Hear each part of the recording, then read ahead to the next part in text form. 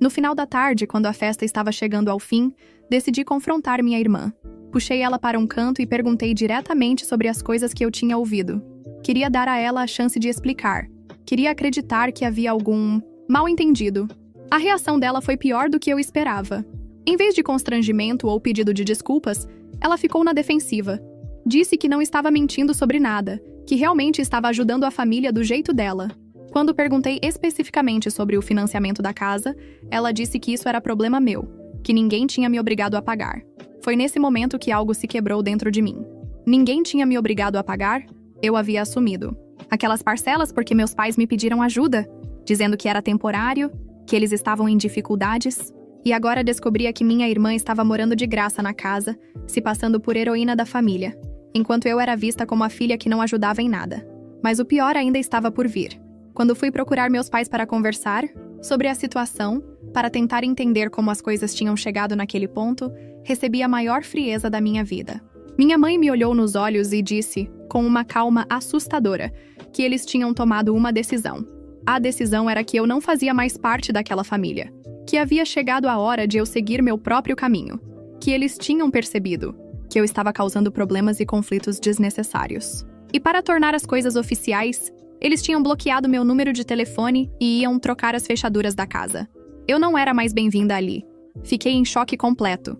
Estava sendo expulsa da minha própria família, da casa onde cresci, justamente no momento em que descobria que estava sendo usada e difamada.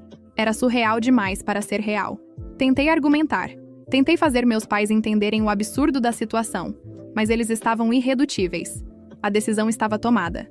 Minha irmã assistia a tudo com um sorriso discreto no rosto. Era como se ela tivesse orquestrado tudo isso, como se tivesse conseguido exatamente o que queria. Me tirar do caminho para poder continuar vivendo sua vida confortável às minhas custas. Ainda por cima sendo vista como a heroína da história. Saí daquela casa com uma mistura de sentimentos que nunca tinha experimentado antes. Raiva, tristeza, decepção, mas também uma clareza cristalina sobre o que eu precisava fazer. Durante meses eu havia sido enganada, usada, difamada pela própria família. Agora eles tinham me expulsado oficialmente. Muito bem. Se era assim que eles queriam jogar, eu ia jogar também. No caminho para casa, dirigindo com lágrimas nos olhos, mas com a mente cada vez mais clara, comecei a planejar minha resposta. Eles achavam que podiam me usar e depois me descartar? Eles achavam que eu ia simplesmente aceitar tudo calada e sair de cena? Estavam muito enganados. Cheguei em casa e fui direto para o computador. Entrei na minha conta bancária e encontrei a opção de cancelar o débito automático do financiamento da casa. Por 18 meses eu havia pago religiosamente aquela parcela de R$ 4.600. Havia gasto mais de R$ 80 mil. E, em troca, tinha sido mentida, difamada e expulsa da família. Cancelei o débito automático na mesma hora. Não enviei mensagem, não liguei para avisar, não dei satisfação para ninguém. Se eles tinham bloqueado meu número, se eu não fazia mais parte da família, então eu não tinha mais obrigação nenhuma com eles. Que se virassem para pagar a casa onde minha irmã estava morando de graça. Nos 2 dias seguintes, tentei focar no trabalho e na minha vida pessoal. Estava machucada, obviamente, mas também sentia uma sensação estranha de alívio. Era como se um peso tivesse saído dos meus ombros. Durante tanto tempo eu havia me sacrificado por uma família que não me valorizava, que me usava sem reconhecimento, que no final das contas me via como descartável. Foi na quinta-feira da manhã que recebi a primeira ligação. Era de um número que eu não conhecia. Deixei ir para a caixa postal. Depois outra ligação do mesmo número. E outra. Resolvi atender para ver o que era. Era um advogado. Ele se apresentou como representante legal da minha família e disse que precisava conversar comigo com urgência. Aparentemente, o banco havia entrado em contato com meus pais informando que as parcelas do financiamento não estavam sendo pagas e que o processo de execução da dívida seria iniciado em breve se a situação não fosse regularizada. O advogado tentou ser diplomático. Disse que certamente havia algum mal-entendido, que problemas familiares podiam ser resolvidos com diálogo. Eu ouvi tudo com calma e respondi que não havia mal-entendido nenhum. Eu havia sido informada que não fazia mais parte da família, então não tinha mais responsabilidade sobre as contas da família. Era simples assim. O advogado ficou visivelmente desconfortável. Disse que compreendia que houvesse algumas tensões familiares, mas que a questão do financiamento era séria e podia resultar na perda da casa. Respondi que compreendia perfeitamente a seriedade da situação e que era exatamente por isso que eles deviam ter pensado melhor antes de me expulsar da família. Desliguei o telefone e bloqueei o número do advogado. Não ia ser chantageada emocionalmente por gente que havia me usado e descartado. Se eles queriam resolver a situação da casa, que resolvessem sem mim. Afinal, eu não fazia mais parte da família, lembram? No mesmo dia, começaram a chegar as mensagens. Meu número estava bloqueado, mas aparentemente eles descobriram outras formas de entrar em contato comigo. Mensagens no WhatsApp de números que eu não conhecia, e-mails de contas que nunca tinha visto, mensagens no Instagram e Facebook. Todas seguiam o mesmo padrão. Tentavam me convencer de que eu estava sendo imatura, que estava prejudicando a família toda por causa de uma briga boba, que eu era melhor do que isso.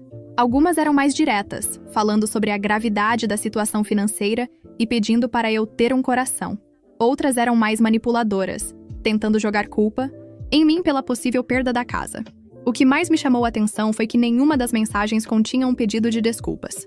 Nenhuma reconhecia que eu havia sido enganada e maltratada. Nenhuma admitia que a situação tinha sido injusta comigo. Todas partiam do pressuposto de que eu estava errada por ter cancelado os pagamentos e que eu deveria voltar atrás na minha decisão para salvar a família. Durante alguns dias, eu simplesmente ignorei todas as tentativas de contato. Estava ocupada demais processando meus próprios sentimentos e reorganizando minha vida para dar atenção para quem havia me tratado como lixo. Mas confesso que uma parte de mim estava curiosa para ver até onde eles iam chegar na tentativa de me convencer a voltar a pagar as parcelas. Foi numa tarde de sexta-feira que decidi fazer algo que nunca tinha feito antes: expor publicamente o que havia acontecido. Durante anos, eu havia mantido os problemas da família em privado, sempre protegendo a imagem de todos, sempre sendo discreta sobre as dificuldades e conflitos. Mas agora eu não devia mais lealdade para ninguém. Criei um post longo nas minhas redes sociais contando toda a história. Não usei nomes, mas deixei bem claro quem era quem na situação. Contei sobre os 18 meses pagando o financiamento, sobre as mentiras que descobri, sobre como minha irmã estava se passando por heroína às minhas custas, sobre como fui expulsa da família justamente quando confrontei a situação. Mas o mais importante, anexei as provas. Prints dos extratos bancários mostrando os pagamentos mensais ao banco. Prints das postagens da minha irmã nas redes sociais onde ela se vangloriava de estar ajudando a família. Screenshots de algumas das mensagens que eu havia recebido tentando me convencer a voltar a pagar as parcelas. A repercussão foi imediata e muito maior do que eu imaginava. Amigos que eu não falava há anos apareceram para demonstrar apoio. Colegas de trabalho que nem sabiam da minha situação familiar ficaram chocados com a história. Parentes distantes que eu quase não tinha contato começaram a comentar e compartilhar o post. Mas o mais interessante foram os comentários de pessoas que conheciam minha família. Vários amigos em comum começaram a contar suas próprias experiências, com meus pais e minha irmã. Histórias de empréstimos que nunca foram pagos de volta, favores que nunca foram retribuídos, situações onde minha família havia se aproveitado da boa vontade de outras pessoas.